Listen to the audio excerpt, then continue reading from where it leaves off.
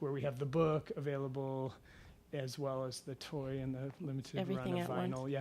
And if I have my way, it's going to have 8-track and cassette as well. Wow. I'm trying to make it like kind of like, it's almost like the Illuminati's been around all along.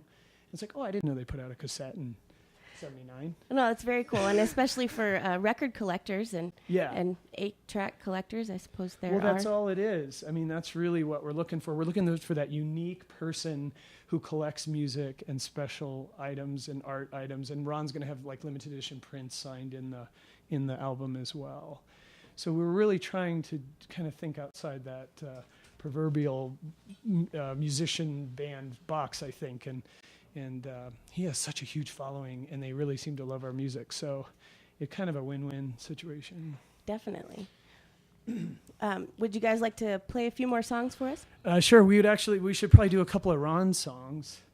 But actually, can we ask these guys what they think of this crazy project? Because they never tell me. I'd love to hear it.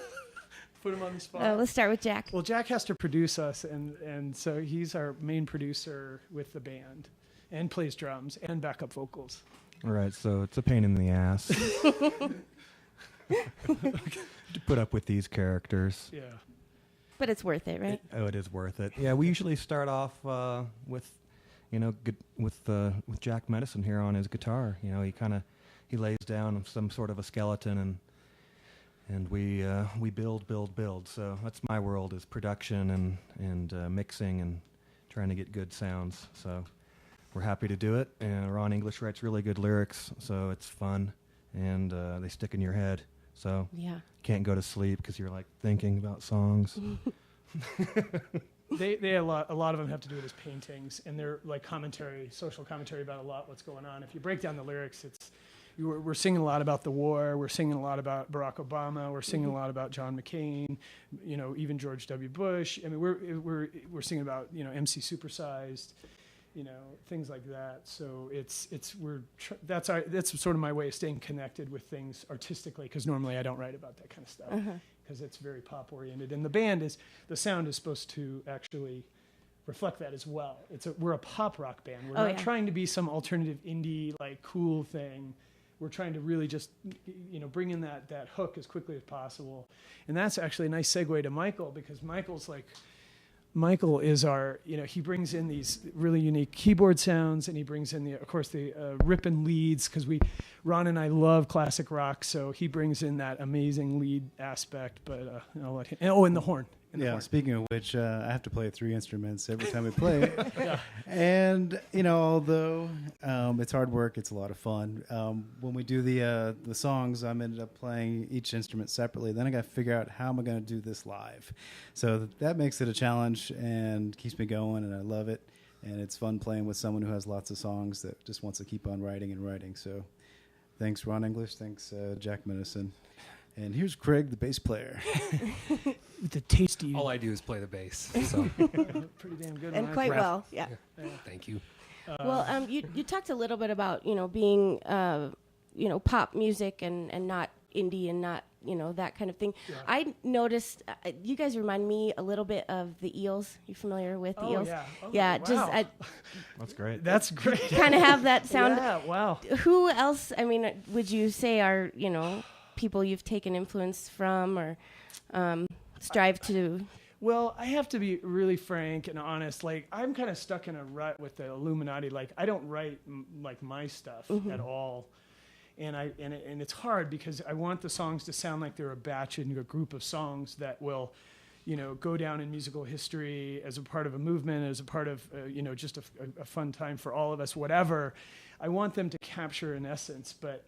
Generally speaking, I try hard not to write in my style. I try to keep them within a certain number of chords, and we've actually had some problems where I've started to write songs that sound alike. So my influences are really Ron. Ron will he'll say, listen to Nazareth, or listen to, he'll give me because he'll pull out things from classic rock songs, and he listens to everything. He's worked with the Dandy Warhols and all kinds of great bands, but we just decided that he and I are both older, and we don't want to be we're not trying to invent a new sound. We're really just trying to drive the lyrics home and then show off these guys' musicianship, because I'm not a musician. These guys are musicians, and they kind of, they hide me a little bit in the recordings. but my voice is getting a little bit better, if that makes any sense. So as far as influences, I'm influenced by, The Residents. I'm influenced by Robin Hitchcock. I'm influenced by Daniel Johnston. I don't really listen to a lot of the type of music that Ron and I are trying to make this band sound like. These guys are really making it more like that. Does that make any sense? Absolutely. So I'm not listening to current music like Midlake and going, "Oh, we should sound like them," or the Eels and going, "We should sound like them." Right. But I love the Eels, so that actually just cool. made my day. Great. Hey, so let's hear some more music. Okay, cool. This is a song called "The New Fool on the Hill," and it's sort of like the counter partner to the Barack Obama song we wrote. We're not trying to say necessarily. Well, it's all in the lyrics, and so here I'll shut up now. All right, 2, 3, 4. Oh man, capo problem. Sorry. You can edit that, right? This is the kind of unprofessionalism. Yeah, that we have to this deal is with. the non-musician I am. All right, 2, 3, 4.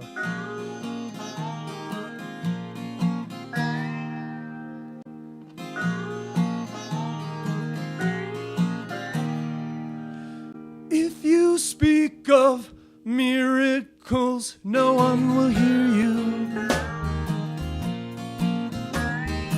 If you speak of miracles, we'll hear voodoo. If you see visions we know are untrue. If we can't see visions, then what's their value? And somewhere there's a man the world will never understand. Somewhere in the promised land, somewhere there's a sleight of hand. The future's unwritten and the future's unclear. The writing's on the wall, the new fool is here. The new fool on the hill is here. The new fool on the hill is here.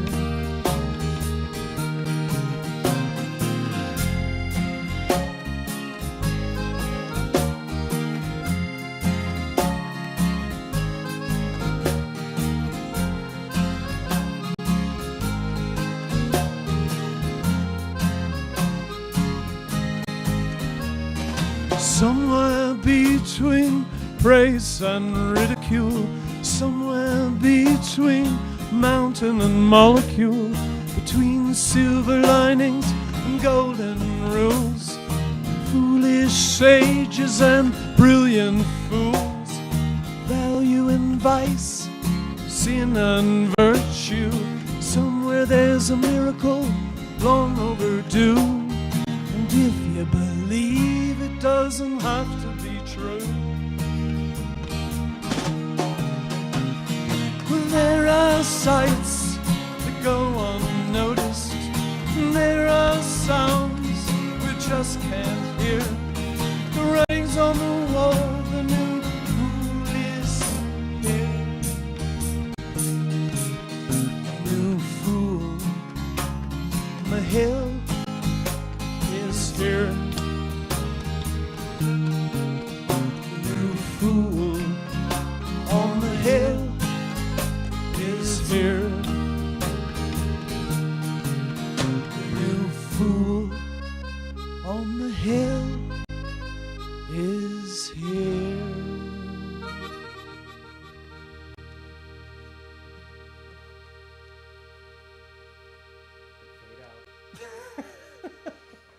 There you go. Ooh. Yeah. Okay, cool. That was interesting. So that was The New Fool on the Hill. Mm-hmm. And what have you been working on lately? Do you have any new songs? This week we're working on a song called Signs of... No, actually we're going to call it Obey the Signs of the Times. And it's a song about advertising.